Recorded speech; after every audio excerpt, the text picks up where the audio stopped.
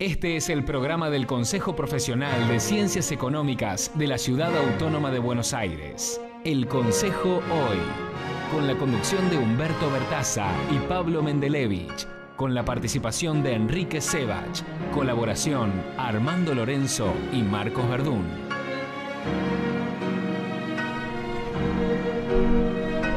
Hola, buenas noches, bienvenidos al programa del Consejo Profesional de Ciencias Económicas. Buenas noches, ¿cómo andan? ¿Qué tal? ¿Cómo estamos? ¿Cómo estás, Pablo? Muy bien, gracias. Bien, bien. No Bien, sé si bien. tienen comentarios de fútbol para hacer, pero... No hubo No hay- fútbol porque no hubo hay elecciones. comentarios, Por eso no tienen. No. Lo único que sí, River va a jugar un partido importante por la Copa Libertadores porque está en las semifinales de la Copa Libertadores, cosa que... Viste que otros igual equipos tenías no comentario estaban. para hacer. No, un pequeño comentario para que conste en actas. Vos nada más. suspendés- Parece así. que van a ir al bar ustedes.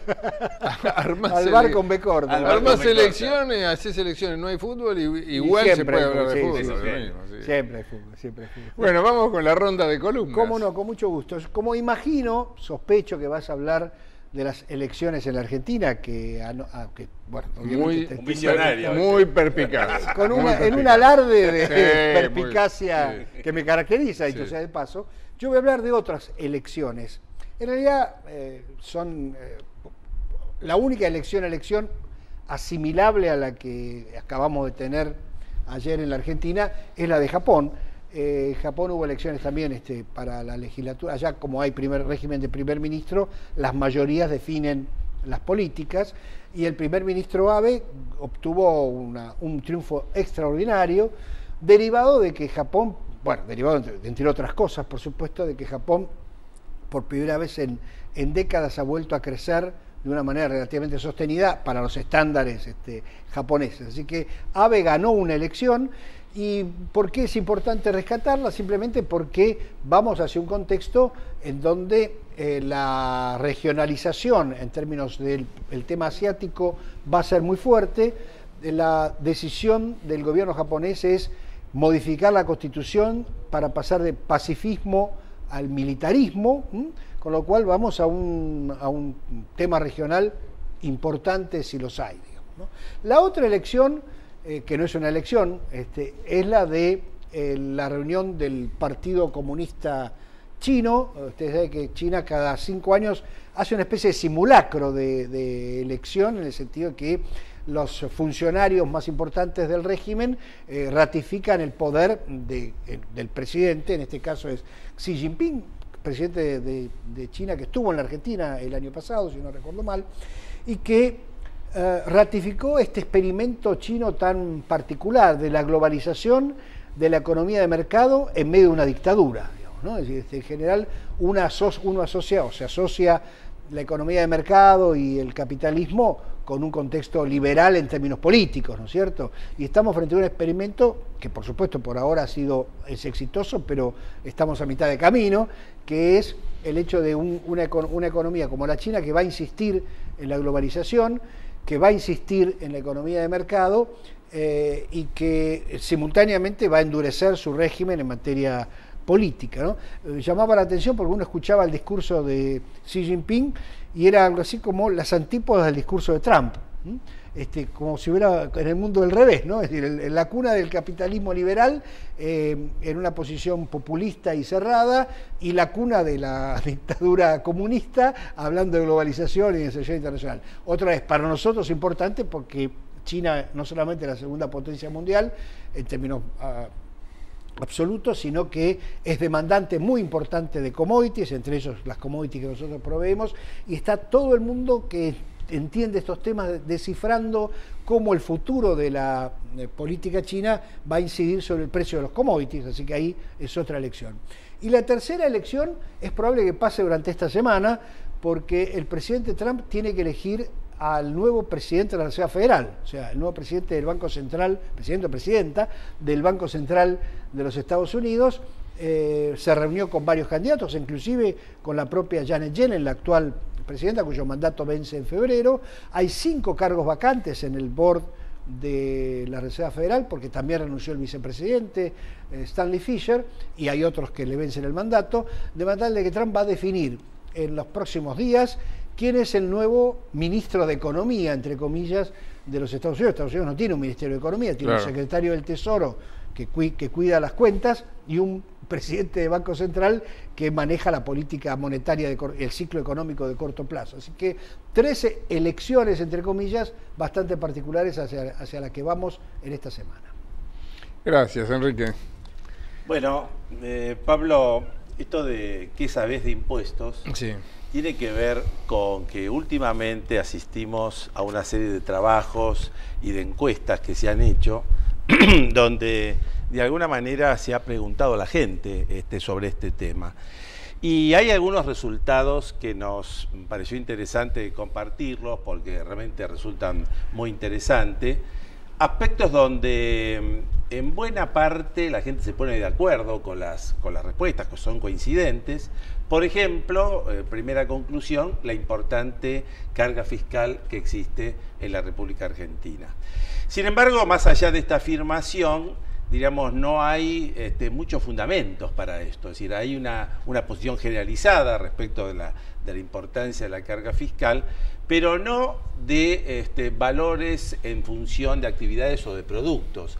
Y acá tenemos que decir que hay otro tipo de trabajos que se han encargado juntamente de este tema, donde, por ejemplo, podemos citar a las gaseosas o a las viviendas, donde la carga tributaria global que tiene en los precios es exactamente igual, o sea, el 44%. O sea, de los 100 pesos que tiene una gaseosa, 44 pesos corresponde a la carga impositiva.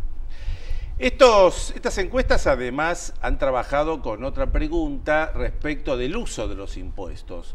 ¿Qué le parece a la gente que ha realizado estas encuestas los impuestos que recauda el gobierno y cómo se usan? Y acá también es significativa la posición mayoritaria. Te diría que más allá del 50%, un poco más del 50% de los que han sido encuestados han dicho que los impuestos son mal usados, o sea que los fondos que se recaudan con los impuestos han sido mal usados. Sin embargo, muy pocos hablan del gasto público, ¿no? Es decir, hablan más del tema del recurso que del tema del gasto público. Y el otro tema que también han trabajado estas encuestas es con la parte de la reforma tributaria. En este sentido, te diría que más del 75% de los encuestados concluyeron en la necesidad de promover una reforma tributaria, un poco lo que estamos en este país. Y gran parte de ellos lo que están sosteniendo que hay una altísima presión sobre los trabajadores y una baja presión sobre las rentas de las altas empresas, las grandes empresas. Otro dato también significativo. Y el último punto es un poco en qué sectores se considera que la carga tributaria es menor y por lo tanto dónde habría que enfatizar la carga tributaria. Fíjate que el 68% de la gente opinó que quien debería cargarse más con impuestos es la minería y en segundo lugar la parte de tabacos. Y un sector ha dicho, 24%, ha dicho que también deberían ser las bebidas sin alcohol. Y esto lo atamos con el comienzo, a pesar que las gaseosas tienen un 44% de carga fiscal. Me parece interesante estos datos porque de alguna manera poco a poco se está instalando más el tema de la importancia de los impuestos, la necesidad de poder explicitarlos en los precios y de ahí entonces la importancia del tema que se viene, que es la reforma tributaria. Muchas gracias, Humberto. Yo, obviamente, voy a hacer un breve... Por favor, no me defraudes. No, por favor, un breve... Como se acabó la veda, qué alivio, qué alivio que era la veda, ¿no? No, un breve comentario sobre las elecciones de ayer. Yo no sé mucho de estadísticas, pero vos no podés comparar series distintas, ¿no? Si no tenés una serie, no podés hacer la comparación. Si tuviste otra cosa antes... Bueno, sin embargo, esto se está haciendo mucho en política en estas 24 horas. Todo el mundo dice, no, bueno, estas elecciones pasó como en el año 85 con Alfonsín, porque en las elecciones de medio término de Alfonsín en el 85 fue como estas de ayer. Bueno, tengo una mala noticia, las elecciones del 85 no fueron de medio término. No existía el medio término, porque había dos elecciones, en el medio de un mandato de 6 años, no en el medio, ni siquiera estaban en el medio, estaban a los 2 años, a los 4 años y después venía otra presidencial. Por lo tanto, decir que la elección de ayer fue igual a la del 85, desde el punto de vista estadístico por lo menos es discutible.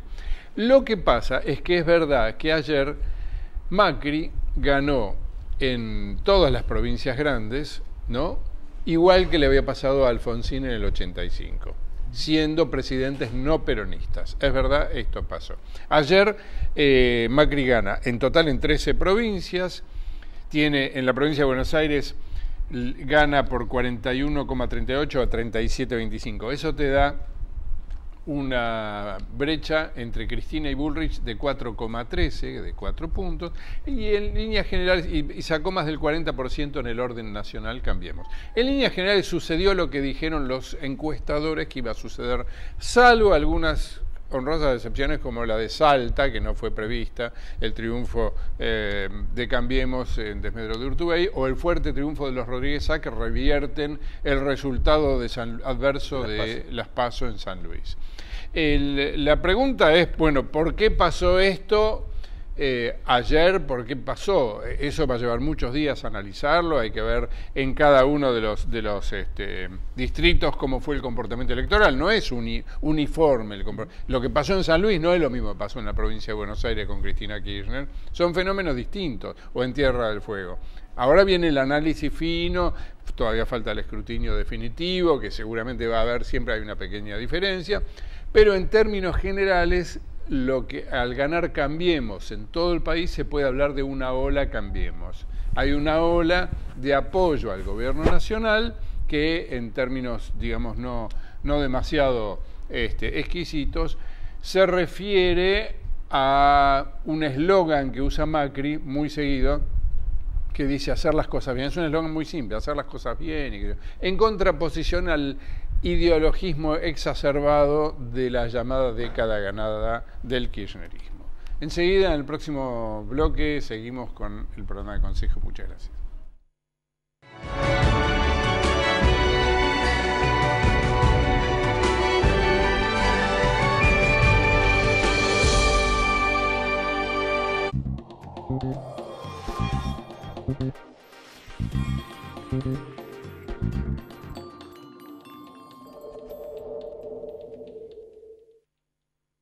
Megatlón, red de clubes. Elegí hacer. Cambia tu vida en Megatlón. Seguí @Megatlón en Twitter e Instagram y /Megatlón en Facebook. Para más información, www.megatlon.com. Si la vas a hacer, hacela bien. Hacela con tu 100%. Si la vas a hacer, hacela bien. Nada como ir juntos a la paz. Nico, ¿me contás cómo te casaste con una diosa así? Un día la pasé a buscar, empezamos a andar en el auto. Yo me puse un poco serio, me tiro al costado y le dije, mirá, me parece que esto no va más. No. Y ahí cuando ella se pone como loca y quiere bajar del auto, ¡pum!, le saqué el anillo. Nico, yo te mato. Sí, casi se muere ella, ¿eh? Del marido que le tocó. Porque tu auto te acompaña en cada historia, cuídalo con el mejor seguro. Autoscoring de QE Seguros La Buenos Aires. Para vos, que sabes elegir.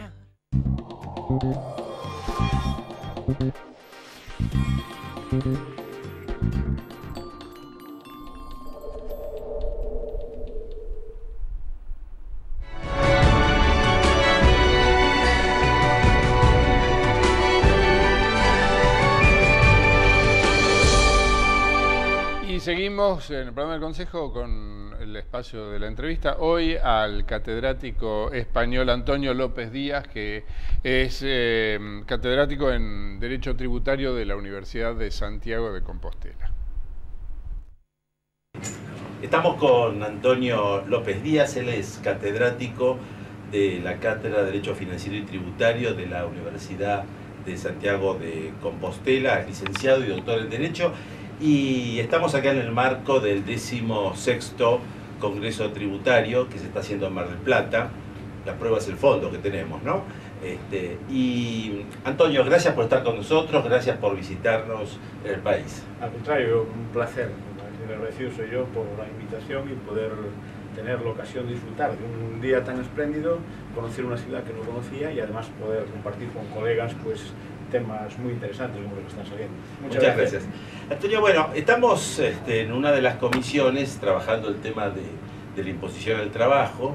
Este es un tema que para nosotros es muy importante porque estamos en el marco de una reforma tributaria, así que este es uno de los puntos centrales. Hoy se está discutiendo en la Argentina el peso que tienen los impuestos, tanto desde el punto de vista del impuesto a la renta como de seguridad social, respecto a los trabajadores, e inclusive el impuesto a la renta respecto de las pensiones. Así que bueno, este es un tema de mucha discusión y me gustaría si nos podés hablar un poquito de España, de este tema, si nos podés hablar un poco de la Unión Europea, qué está pasando con el mismo. Está claro que cada vez que se aborda alguna reforma fiscal, la imposición a la renta, el tema del trabajo es un elemento clave.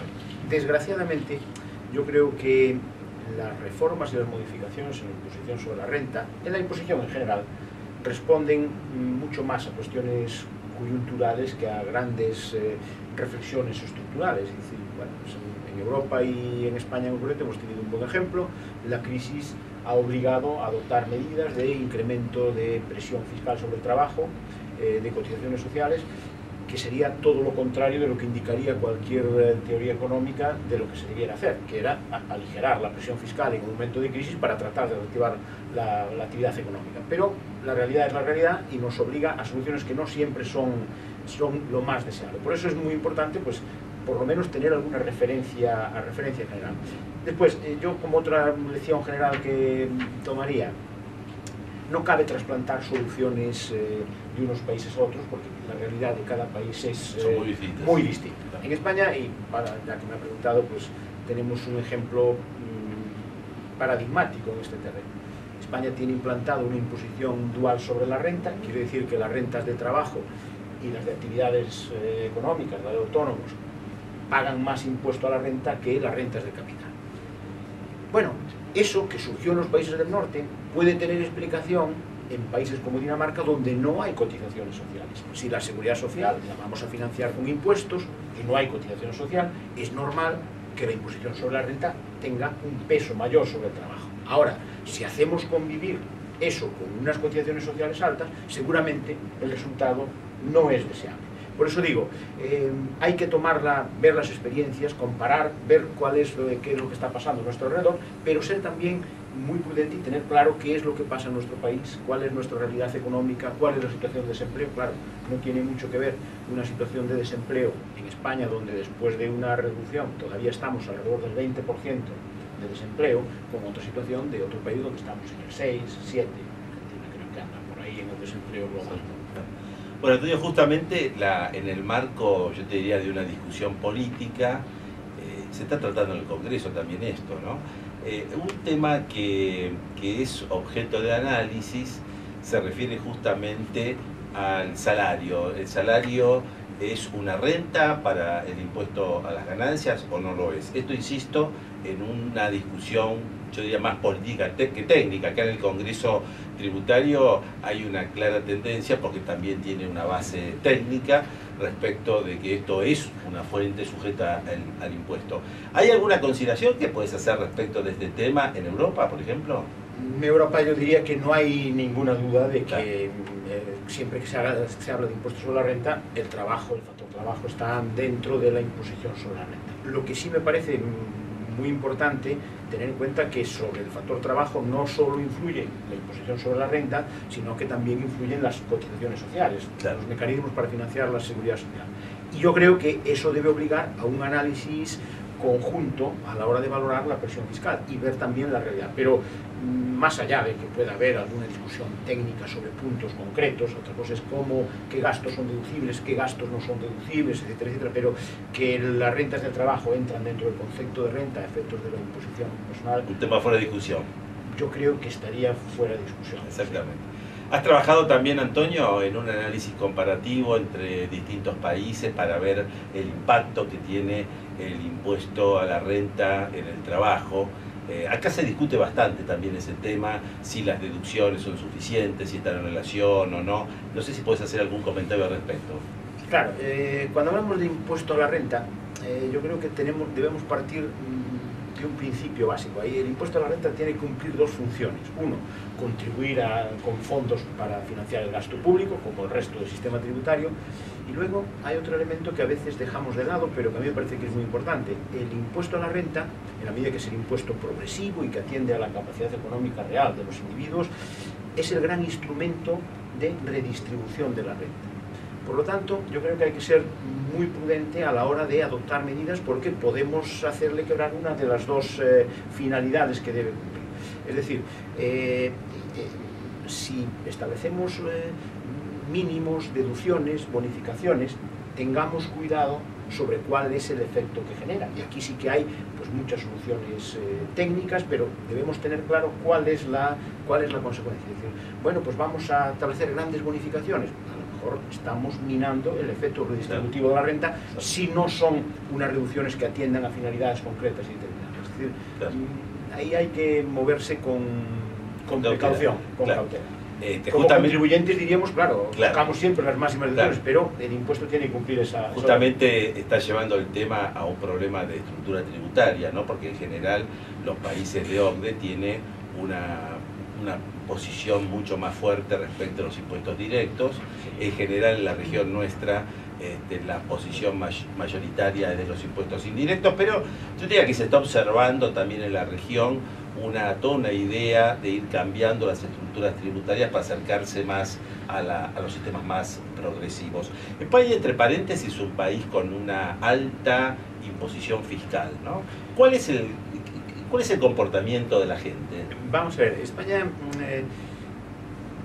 digamos que colectivamente tenemos la sensación de que tenemos una alta presión fiscal. Si nos comparamos con nuestro entorno más próximo, que es la Unión Europea, ahí ya la realidad no confirma este dato. Tenemos una presión fiscal alta, en términos generales, digamos, estamos más o menos en la media de la OCDE, pero en relación a la Unión Europea es una zona de muy alta tributación, estamos en la banda baja. España anda alrededor del 39% sobre el PIB de presión fiscal, pero sí que se está apreciando una cierta tendencia, incluso una recomendación por las instituciones comunitarias para, efectivamente, en el ámbito europeo hay un peso muy importante de la presión fiscal directa, fundamentalmente la imposición sobre la renta, y precisamente a raíz de lo que ha ocurrido durante estos años de crisis, se está recomendando en algunos países que tienen especiales problemas de desempleo, en el caso de España, tratar de reducir la presión fiscal sobre el trabajo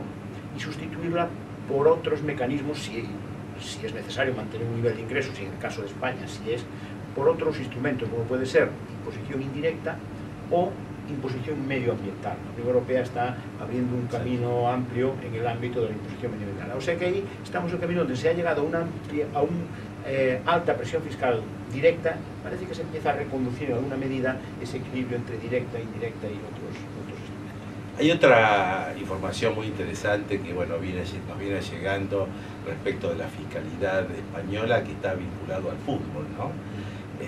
Y en el tema del fútbol, es claro, aquí hay una posición muy fuerte, muy agresiva por parte de la Administración Tributaria Española, a tal punto que, hay jugadores que de alguna manera están tratando de salir de España para ir a otros países donde dice que ese tipo de imposición es distinta. Claro, es verdad que el fútbol ha impactado también en nuestro sistema fiscal. Nuestro sistema fiscal ha incorporado algunas modificaciones muy directamente vinculadas al mundo del fútbol. En su día se modificó el gravamen del impuesto sobre la renta de no residentes para permitir que aquellos profesionales, no iba referido solo a futbolistas, pero en cuanto hablábamos de la cuantía de las retribuciones, era claro que afectaba a futbolistas, aquellas personas futbolistas en este caso, que pasaban a ser residentes en España, no tuvieran que tributar por el impuesto sobre la renta de residentes durante un periodo de 5 años y mantuviesen una tributación por no residentes que venía a ser más o menos la mitad de lo que deberían tributar si fuesen residentes. Eso permitió operaciones con grandes cracks mundiales. Y luego hubo otra en el ámbito de la imposición sobre la renta, que es los famosos derechos de imagen. Es decir, los futbolistas profesionales han sustituido la retribución del trabajo por contratos de derecho de imagen. En un primer momento no estaba regulado, eso hizo que se llegase a derivar importantes retribuciones hacia zonas de baja tributación, paraísos fiscales, con localización de empresas, etcétera, y posteriormente se estableció un régimen específico, un impuesto sobre la renta, y precisamente el conflicto ahora mismo que está surgiendo con, bueno, pues ha afectado a Messi, está afectado a Cristiano Ronaldo, con procesos incluso penales, pues es si se cumplen o no todos los requisitos que establece el régimen especial de los derechos de imagen y si ahí se ha dado lugar a una planificación fiscal agresiva y excesiva más allá de lo que prevé la ley. En ese sentido, la disposición del Superior Tribunal respecto de lo que es el caso Messi, el caso de derecho de imagen, ya con sentencia condenatoria a él y al padre, me parece que es realmente toda una pieza jurídica muy interesante para nosotros, porque tiene todo un análisis desde el punto de vista de lo que es la técnica tributaria o lo que es el marco jurídico de los derechos de imagen, como también de los aspectos penales, ¿no? Así que desde este punto de vista, la verdad que ha sido realmente muy interesante. ¿Tu impresión que te ha llevado de nuestro país, Antonio? Pues diría que, bueno, hacía 5 o 6 años que no estaba y pues me llevo una sensación muy positiva. Pues estos días que he tenido oportunidad de estar por aquí, pues bueno, he visto algo nuevo. No sé exactamente, porque no vivo aquí, no sabría en qué cifrarlo, pero la vida, el movimiento que he visto en la ciudad, cómo he visto la ciudad y la gente, bueno, pues una sensación muy favorable. Antonio, muchas gracias, un placer de tenerte nuevamente. Y vamos a estar permanentemente en contacto porque vos sabés que para nuestro país, para República Argentina, para todo lo que es el tema del derecho tributario, estamos prácticamente online con España, ¿no? Y muchas de nuestras normas, de alguna manera, se han embebido en las normas españolas. Así que muchas gracias por estar, por venir con nosotros y por compartir estos momentos. Nada, reitero el agradecimiento, el agradecido soy yo.